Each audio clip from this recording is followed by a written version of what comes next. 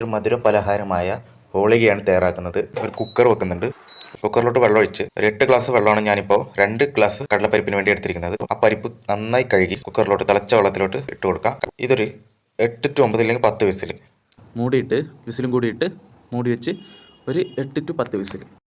3 glass പഞ്ചസാര ഇല്ലെങ്കിൽ 2.5 glass നമ്മൾ അതുപോലെ നന്നായിട്ട് ലൂസായി കിട്ടും. ഒരു 5-6 മിനിറ്റ് വീണ്ടും ഇളക്കി തിളപ്പിച്ച് കൊടുക്കുക. മിക്സിയുടെ ജാറിലിട്ട് അരച്ചെടുക്കണം. ഒരു പാത്രത്തിലേക്ക് ഒരു 4 ടേബിൾ സ്പൂൺ പഞ്ചസാര അതിലേക്ക് വെള്ളം ഒഴിച്ച് നന്നായിട്ട് തന്നെ കൈ കൊണ്ട് തന്നെ മിക്സ് ചെയ്ത് കൊടുക്കുക. അതിലേക്ക് മൈദ ഇട്ട് കൊടുക്കുക കേട്ടോ. ഇതുപോലെ ലൂസാക്കി കുഴച്ചെടുക്കണം.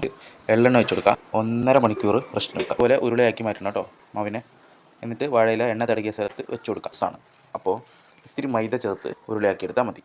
അപ്പോൾ മൈദയിൽ 8 ഉരുളയായി കടലപ്പരിപ്പിൻ്റെ ഉരുളയെടുത്ത് മൈദേൻ്റെ ഉരുളയ്ക്ക് വെച്ച് ഇതുപോലെ കറക്കി എടുക്കണം. ഉള്ളം കൈ വെച്ച് കറക്കണം.